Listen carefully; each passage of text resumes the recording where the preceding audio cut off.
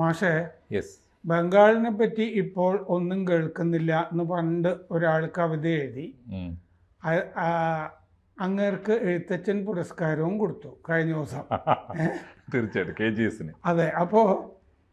ഇപ്പോൾ സുഡാനെ പറ്റി ഒരുപാട് കാലമായി ആരുമൊന്നും ചർച്ച ചെയ്യുന്നില്ല.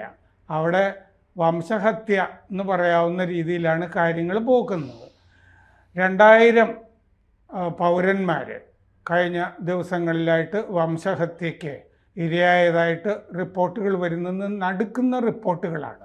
പക്ഷേ സുഡാൻ മാധ്യമ കച്ചവടത്തിലൊന്നും വരാത്തത് കൊണ്ട് ആളുകൾ ചർച്ച ചെയ്യാതെ വിടുന്നതാണ്. നമ്മളങ്ങനെ വിടാൻ പാടില്ലല്ലോ.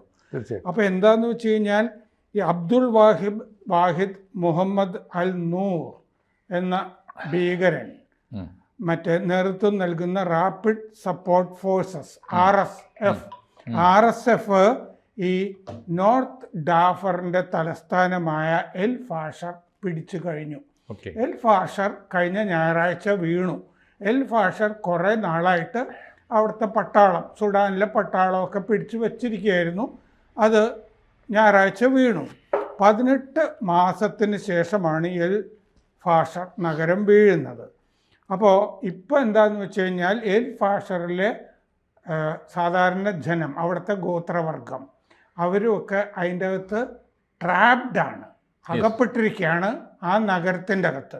എന്നിട്ട് ഈ അകപ്പെട്ട ആളുകളെ ഈ പ്രത്യേകിച്ച് കാരണമൊന്നുമില്ലാതെ അലക്ഷ്യമായിട്ടുമൊക്കെ വെടിവെച്ച് ഇങ്ങനെ കൊന്നുകൊണ്ടിരിക്കുകയാണ് ഈ RSF എന്ന് പറഞ്ഞ ഈ മുസ്ലിം ഇല്ലേ സേന. അപ്പോൾ 2.5 കൊല്ലമായി ഈ RSF അവിടെ കടന്നു കയറാൻ നോക്കിയിട്ട് 40,000 മരണങ്ങൾ ഇതുവരെ ഉണ്ടായിട്ടാണ് കണക്കാക്കുന്നത്. 1.2 കോടി ആളുകൾ അവിടെ നിന്ന് പലായനം ചെയ്തു പോയിട്ടുണ്ട്, ഡിസ്പ്ലേസ്മെന്റ് എന്ന് പറയുന്നത്.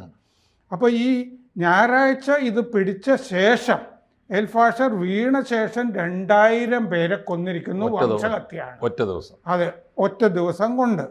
അപ്പോൾ ഏറ്റവും അവസാനം പിടിച്ചു നിന്ന നഗരമായിരുന്നു ഇത്. ഡോക്ടർമാർ പറയുന്ന കണക്ക് 1500 പേരാണ്. ഡോക്ടേഴ്സ് നെറ്റ്വർക്ക് സുഡാനിലെ 12 ലക്ഷം പേര് 18 മാസമായി ഇങ്ങനെ ഈ സേനയെ ചെറുത്ത് നിൽക്കുകയായിരുന്നു. ഇപ്പോൾ അവർക്ക് ഭക്ഷണത്തിന് കാലിത്തീറ്റ മാത്രമേ ഉള്ളൂ എന്നാണ് നമ്മൾ വായിക്കുന്നത്. അതായത് കന്നുകാലികൾക്ക് കൊടുക്കുന്നത് എന്താണോ, പിണ്ണാക്കാണെങ്കിൽ പിണ്ണാക്ക് തിന്നുക എന്നുള്ള മട്ടിലാണ് ഇപ്പം നിൽക്കുന്നത്. ഇപ്പോൾ ഇവിടെ നിന്ന് 56 കിലോമീറ്റർ ദൂരെ ഉള്ള ഒരു സ്ഥലത്ത്, ഡറിയർ എന്ന് പറഞ്ഞ സ്ഥലത്തും RSF ഭീകരർ ആളുകളെ കൊന്നുകൊണ്ടിരിക്കുന്നു. ഒരു നഴ്സ് പറഞ്ഞത് വായിച്ചു, ഈ കിടക്കയിൽ വന്ന് പരിക്കൊക്കെ പറ്റി കിടക്കുന്ന പട്ടാളക്കാരെയും കൊല്ലുന്നുണ്ട്. ആ കൂട്ടത്തിൽ സ്ത്രീകളും ഉണ്ട്. പിന്നെ താവില ഈ 55 കിലോമീറ്റർ ദൂരെയുള്ള താവിലയിലെ ആശുപത്രികളിൽ നിന്നും ഇത്തരം ദൃശ്യങ്ങളുടെ വിവരണങ്ങൾ വരുന്നുണ്ട്. അപ്പോൾ ഈ വലിയ വംശഹത്യയും ഭീകരതയും ഒക്കെ പണ്ട് ഈ തുർക്കി അർമീനിയയിലൊക്കെ നടത്തിയിരുന്നതിന് സമാനമായ, അർമീനിയയിൽ നടന്നത് ക്രിസ്ത്യൻ വംശഹത്യയാണ്, ഇവിടെ ഗോത്രവർഗങ്ങളെയാണ് സുഡാനിൽ കൊന്നുകൊണ്ടിരിക്കുന്നത്. മാഷിതൊക്കെ കുറെ കാലമായിട്ട് നോക്കിയിട്ടുണ്ടാവുമല്ലോ മുമ്പും സുഡാനിൽ. ഇത് എങ്ങനെയാണ് ഇതിനൊരു അവസാനം ഉണ്ടാകുന്നത്? തീർച്ചയായും സർ, നമ്മൾ ഇസ്ലാമിക ഭീകരവാദത്തിൻ്റെ ഒരു ആഗോള ചിത്രം നോക്കുമ്പോൾ സുഡാൻ വളരെ വ്യത്യസ്തമാണ്. ഇപ്പോൾ അറേബ്യൻ ടെററിസത്തെക്കുറിച്ച് ഞാൻ സൂക്ഷ്മമായിട്ട് നോക്കിയിട്ടുണ്ട്. അത് അവിടുത്തെ സമ്പന്ന ഗോത്രവർഗ്ഗങ്ങൾ തമ്മിലുള്ള പോരാണ്, അതിൻ്റെ ഒരു ബേസ് അതാണ്. സുഡാൻ്റെ പ്രത്യേകത, സുഡാനും അറേബ്യയും രണ്ടും ഇസ്ലാമിക തീവ്രവാദത്തിന് വലിയ സ്വാധീനമുണ്ട്.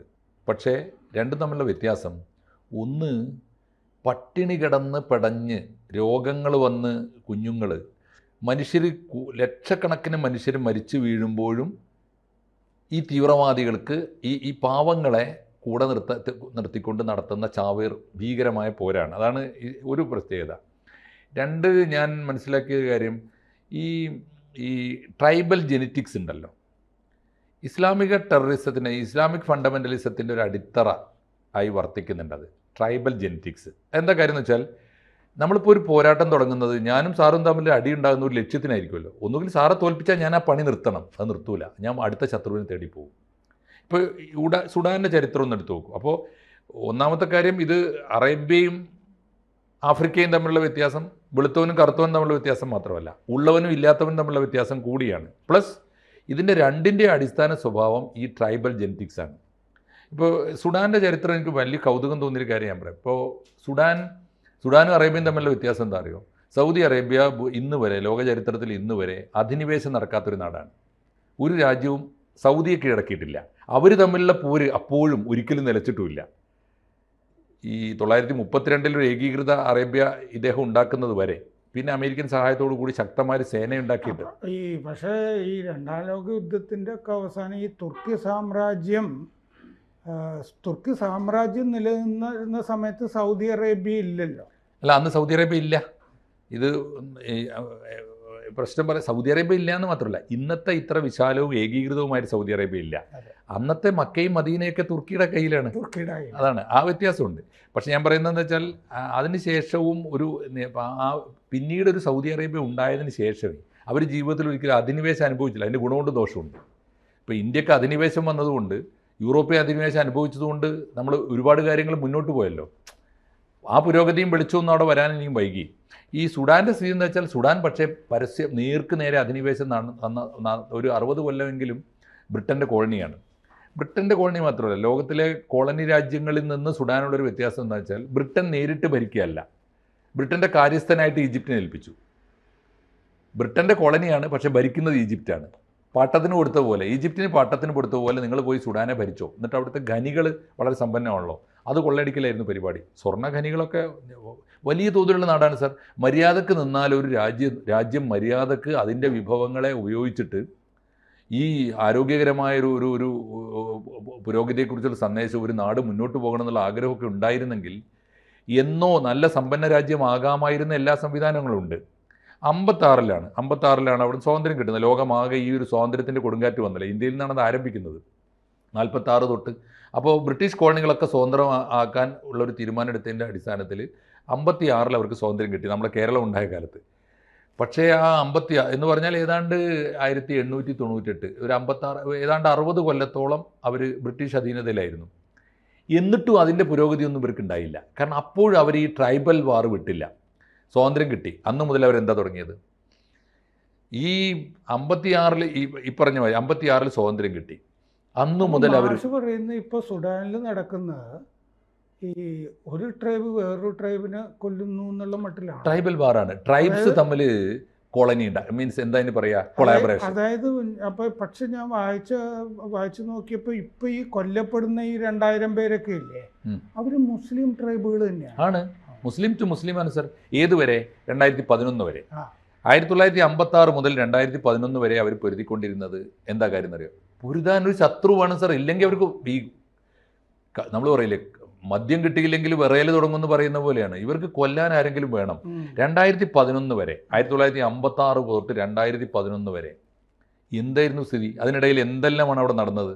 ഇപ്പോൾ അവിടുത്തെ ഒരു കൃത്യമായ കണക്ക് പറഞ്ഞാൽ, അതിനിടയിൽ 56 സ്വാതന്ത്ര്യം കിട്ടിയിട്ട് 2011 സുഡാൻ പിളർന്നു. സൗത്തും നോർത്തും. എന്താ സൗത്തിലെ പ്രശ്നം? സൗത്തിൽ ക്രിസ്ത്യാനികൾക്ക് കുറച്ച് ഭൂരിപക്ഷം ഉണ്ട്, അവരോടാണ്. അപ്പോൾ ക്രിസ്ത്യാനിയായിരുന്നു ശത്രു എന്ന് വരെ, 2011 വരെ. അതിനിടയിൽ അതിനുവേണ്ടി എന്തൊക്കെയാണ് നടന്നത്? 20 തവണ അവിടുത്തെ ഭരണകൂടത്തെ അട്ടിമറിച്ചു. 56 മുതൽ 2011 വരെയുള്ള കാലത്ത്, എന്നുവെച്ചാൽ ഒരു 50 കൊല്ലത്തിനുള്ളിൽ 20 തവണ അവിടുത്തെ ഭരണകൂടത്തെ അട്ടിമറിച്ചു. 7 തവണ അവിടെ പട്ടാളത്തിൻ്റെ അട്ടിമറി നടന്നു, പട്ടാള ഭരണം നടന്നു. 2 ഭീകരമായ ആഭ്യന്തര യുദ്ധങ്ങൾ നടന്നു. രണ്ട് സ്പാനാണ്, രണ്ട് തവണയല്ല. ആലോചിച്ച് നോക്കൂ, 2 കൊല്ലം എന്ന് പറഞ്ഞാൽ, ഒന്ന് 62 മുതൽ 72 വരെ, 10 കൊല്ലം. ഓർമ്മയില്ലേ സുഡാൻ എന്നൊക്കെ? നമുക്ക് പ്രധാനപ്പെട്ട വാർത്ത 62 മുതൽ 72 വരെ സിവിൽ വാറാണ്, ഒന്നാമത്തെ സിവിൽ വാർ, ഭീകരമായ കൂട്ടക്കൊലകൾ.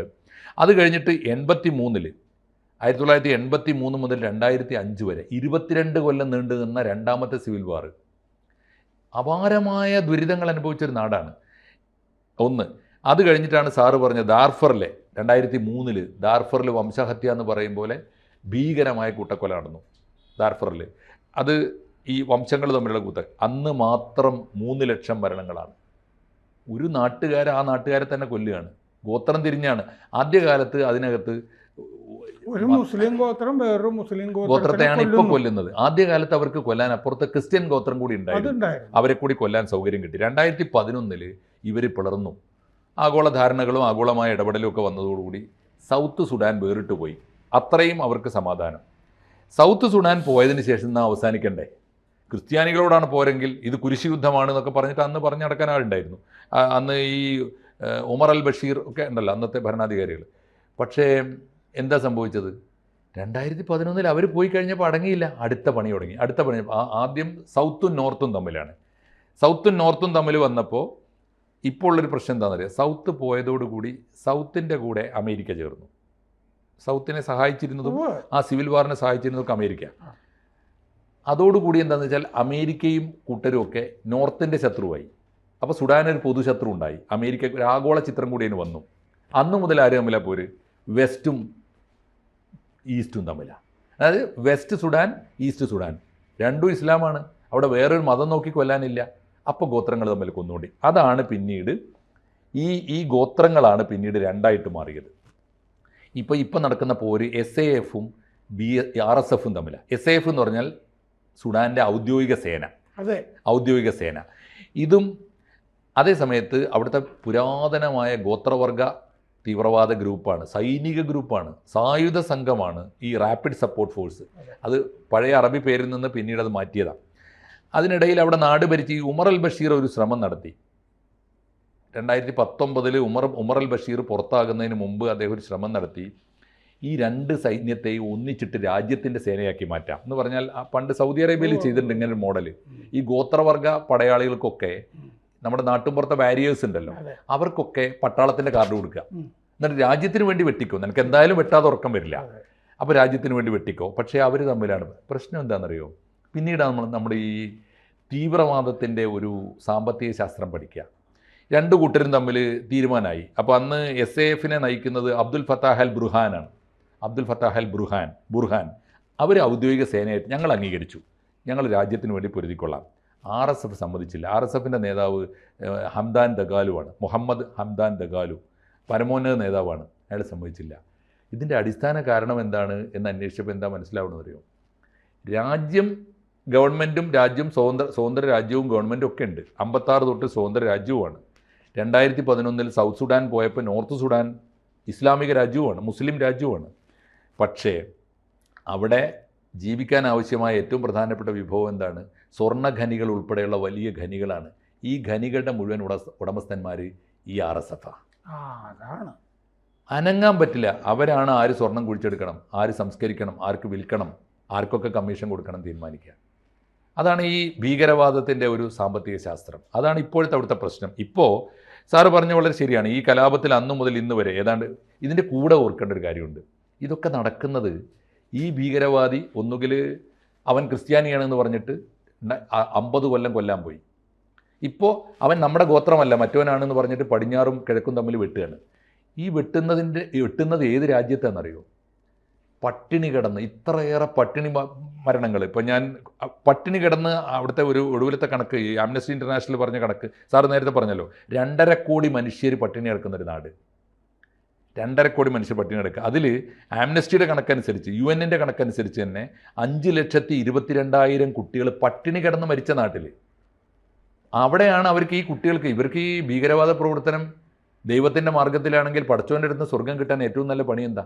ഈ കുട്ടികൾക്ക് മരുന്ന് കൊണ്ട് കൊടുത്തൂടെ, അന്നം കൊണ്ട് കൊടുത്തൂടെ? അതൊന്നുമല്ല, ഈ കുട്ടികൾ അവിടെ പടഞ്ഞ് മരിക്കുക, ഇപ്പുറത്ത് ഗോത്രങ്ങൾ തമ്മിൽ വെട്ടുക.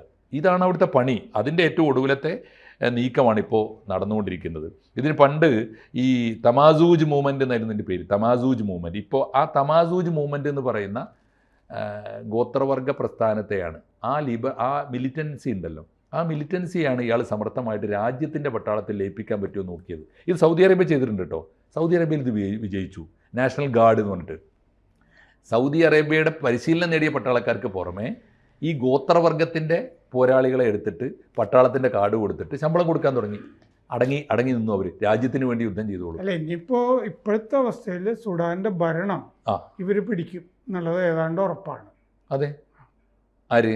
ഈ ഇപ്പോൾ കൊലപാതകം അല്ല, ഇപ്പം മാത്രമല്ല സർ, ഖർത്തൂം ഇവരുടെ കയ്യിലാണ്. ഇപ്പോൾ 2023 മുതൽ ഖർത്തൂം RSFന്റെ കയ്യിലാണ്. RSF ആയിരിക്കും ഇനി ഭരിക്കുക, അവരായിരിക്കാം ഭരിക്കാൻ സാധ്യതയുള്ളത്. പക്ഷേ 2025 മാർച്ചിൽ ഖർത്തൂമിൻ്റെ പ്രധാനപ്പെട്ട ഭാഗങ്ങൾ, തലസ്ഥാന നഗരമുള്ള ഖർത്തൂമിൻ്റെ പ്രധാനപ്പെട്ട ഭാഗങ്ങൾ 2025 ഇക്കഴിഞ്ഞ മാർച്ചിൽ SAF തിരിച്ചു പിടിച്ചിട്ടുണ്ട്.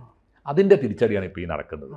ഖർത്തൂമിന് വേണ്ടിയുള്ള പോരാട്ടമാണ്. ഒരു രാജ്യത്തിൻ്റെ, അതും സ്വതന്ത്രമായൊരു രാജ്യത്തിൻ്റെ തലസ്ഥാനം പിടിക്കാൻ വേണ്ടി 2 ഭീകരവാദ സംഘങ്ങൾ നടത്തുന്ന പോരാട്ടം. അതേ നാട്ടിലെ, അതേ ഇസ്ലാമിലെ, അതേ വംശത്തിലെ, അതേ പടച്ചോൻ്റെ അനുയായികൾ തമ്മിൽ നടത്തുന്ന പോരാട്ടമാണ് സുഡാൻ. മഹത്തായ പാഠം. ഇവിടെ ഞാൻ വേറൊരു ചോദ്യം ചോദിക്കട്ടെ.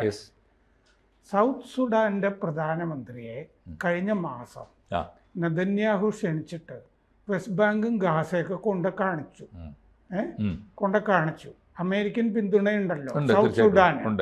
അപ്പോൾ സൗത്ത് സുഡാനിലേക്ക് ഈ ഗാസയും വെസ്റ്റ് ബാങ്കും ഒക്കെ ഒഴിപ്പിച്ച് കഴിയുമ്പോൾ അവിടെ നിന്നുള്ള പലസ്തീൻകാരെ സൗത്ത് സുഡാനിലേക്ക് വിടാം, സൗത്ത് സുഡാന് കുറച്ച് പൈസ തരാമെന്ന് അമേരിക്കൻ നെതന്യാഹു ഒക്കെ പറഞ്ഞിട്ടുണ്ട്. അപ്പോൾ ഈ പലസ്തീൻകാരുണ്ടല്ലോ നന്നായിട്ട് പോരടിച്ച് ശീലമുള്ള ഈ ഹമാസും ഇത്യാദികൾ, ഇവർ സൗത്ത് സുഡാനിലേക്ക് പോകുന്നു എന്ന് വെക്കുക, എങ്കിൽ ഈ RSFന്റെ ഒക്കെ അവസ്ഥ എന്താവും? അങ്ങനെ പോയാൽ അത് പ്രാക്ടിക്കലായ ഒരു പ്ലാൻ ആണെങ്കിൽ നല്ല പ്ലാനാണ്. മുള്ളെടുക്കാൻ മുള്ളുകൊണ്ട് തന്നെ പറ്റുള്ളൂ. സൗത്ത് സുഡാൻ ഇവർക്ക് പരിശീലനം കൊടുത്തിട്ട് വിട്ടാൽ ഒന്ന് അടക്കി നിർത്താൻ പറ്റും.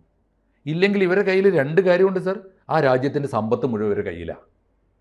2, ഇത് കൊടുത്തിട്ട് ലോകമെങ്ങുള്ള ആയുധങ്ങൾ ഇവരുടെ കയ്യിലുണ്ട്. ഒരു ഭരണകൂടത്തിനെ പലസ്തീൻ ഈ ഗാസയും വെസ്റ്റ് ബാങ്കും ഒക്കെ ഒഴിപ്പിച്ച് ഈ പലസ്തീൻ തീവ്രവാദികളെ ഹമാസിനെയൊക്കെ സൗത്ത് സുഡാനിലേക്ക് വിടാം എന്നുള്ള അമേരിക്കൻ ഇസ്രയേൽ പദ്ധതി സുഡാനെയും കൂടി ശരിയാക്കാനുള്ളതാണ്. അങ്ങനെയാണെങ്കിൽ, അങ്ങനെ നടന്നു കിട്ടിയാലുള്ളൊരു സാധ്യത, അത് ഈ ഹമാസോളികൾ അവിടെ കൊന്നു തീർക്കുകയുള്ളൂ. അല്ലാതെ അവരെയൊന്നും മനുഷ്യരെ രക്ഷിക്കാൻ വിടൂല, രക്ഷപ്പെടാൻ വിട്ടൂല. വിട്ട് കഴിഞ്ഞാലുള്ളൊരു ഗുണമുണ്ട്. വിട്ട് കഴിഞ്ഞാലുള്ള ഗുണം, സൗത്ത് സുഡാൻ നല്ല പരിശീലനം കൊടുത്തിട്ട് ഇവരെ സുഡാൻ്റെ സംരക്ഷണ പീസ് കീപ്പിംഗ് ഫോഴ്സായിട്ട് വിട്ടാൽ മതി. ചെയ്യാനൊക്കെ പറ്റും. പക്ഷെ അങ്ങനെ എന്തെങ്കിലും നടന്നേ തീരൂ. എന്തായാലും ഇപ്പോൾ കൂട്ടക്കൊലകൾ അതിൻ്റെ ഭീകരമായ ഘട്ടത്തിലെത്തി നിൽക്കുകയാണ്. ഒന്ന് ആലോചിച്ച് നോക്കൂ. ഈ പടച്ചോൻ്റെ മക്കൾ, പടച്ചോൻ്റെ പടപ്പുകൾ പട്ടിണി കിടന്ന് കോടികൾ മരിക്കുക ഒരു ഭാഗത്ത്, മറുഭാഗത്ത് പടച്ചോൻ്റെ പടപ്പുകൾ പടച്ചോന് വേണ്ടി വെട്ടി മരിക്കുക. യഥാർത്ഥത്തിൽ പടച്ചോന് അതിൽ റോളുമില്ല. സാറിന് അറിയാലോ, ഒരു റോളുമില്ല. ഇവർ ഈ നാട്ടിലെ സ്വർണം കൊള്ളയടിക്കാനും നാട്ടുകാരെ പറ്റിക്കാനും ആഗോള ആയുധം വാങ്ങി കച്ചവടം ചെയ്യാനും സുഖിയന്മാരായിട്ട് വാഴാനും ഈ RSFന്റെ നേതാക്കന്മാരുടെയൊക്കെ ജീവിതത്തെക്കുറിച്ചുള്ള ഇതിപ്പോൾ പറഞ്ഞതിൽ നിന്നും മനസ്സിലാകുന്നത് എന്താണെന്ന് വെച്ചാൽ ഗനിയുടെ മുതലാളിമാരുണ്ട്, ആ മുതലാളിമാരുടെ ഒരു സേനയാണ്. മുതലാളിമാരുടെ സേനയാണ്. സത്യത്തിൽ പാവങ്ങൾക്ക് യാതൊരു പങ്കുമില്ല. പാവങ്ങൾ അവിടെ പടഞ്ഞു മരിക്കുന്ന സുഡാനികളാണ്. അവർക്ക് പടച്ചോൻ മാത്രമേ ഉള്ളൂ. എന്നാൽ ഇവർക്ക് ഇല്ലാത്തതും പടച്ചോനാണ്. എന്തിനാണ് മറ്റേ സിയറ ലിയോണിൽ PV അൻവർ പോയെന്ന് എനിക്ക് മനസ്സിലാകുന്നില്ല. അങ്ങേർക്ക് ഈ സുഡാനിൽ പോകായിരുന്നു. അവിടെയാണ് പോകേണ്ടിയിരുന്നത് ശരിക്കും. അൻവറിന് അങ്ങനെയെങ്കിലും വല്ല ബോധം ഉണ്ടെങ്കിൽ, അങ്ങനെ എന്തെങ്കിലും ഒരു പുണ്യം ചെയ്യാൻ വല്ല ഉദ്ദേശം ഉണ്ടെങ്കിൽ അടുത്ത തവണ അങ്ങോട്ട് പോട്ടെ. വേറെ നമുക്കതിൽ പറയാനില്ല. ഭീകരമാണ്. എനിക്ക് ഈ സുഡാനെക്കുറിച്ച് ഓർക്കുമ്പോൾ, ഞാനിത് സാറ് പറഞ്ഞുള്ള നേരത്തെ ഫോളോ ചെയ്യുന്നതുകൊണ്ടാണ്, ഇത് നമുക്ക് ഞെട്ടിപ്പോകുന്നൊരു ദൈവത്തിൻ്റെ മുഖം നിങ്ങൾക്ക് ഈ ദീനരായ മനുഷ്യരിൽ, പട്ടിണി കൊണ്ട് പടഞ്ഞു മരിക്കുന്ന മനുഷ്യനിൽ, അതും മരുന്ന് കിട്ടാതെ ഈ ചത്തു തീരുന്ന കുഞ്ഞുങ്ങളുടെ മുഖത്ത് നിങ്ങൾക്ക് ദൈവത്തിനെ കാണാൻ പറ്റാതെ നിങ്ങൾ ഈ തിളങ്ങുന്ന വാളിലും തോക്കിലുമാണ് പടച്ചോനെ കാണാൻ പോകുന്നത്. ഇത് ലോകത്തിലെ എല്ലാ നിഷ്കളങ്കരായ വിശ്വാസികൾ, പ്രത്യേകിച്ച് മുസ്ലിം പാവങ്ങളായ ഭക്തന്മാരായ മുസ്ലിങ്ങൾ സ്വയം ചോദിക്കേണ്ട ചോദ്യമാണ്. എല്ലാ ഇസ്ലാമിക തീവ്രവാദികളും ചോദിക്കേണ്ട ചോദ്യം. എന്തായാലും നമുക്ക് സങ്കടത്തോടുകൂടി അവസാനിപ്പിക്കാം. കണ്ണീർ പാടാണ് തീർച്ചയായിട്ടും. കൂടുതൽ വാർത്തകളും വിശേഷങ്ങളും നിങ്ങളിലേക്ക് എത്താൻ ABC മലയാളം സബ്സ്ക്രൈബ് ചെയ്യുക, ബെൽ ബട്ടണും അമർത്തുക.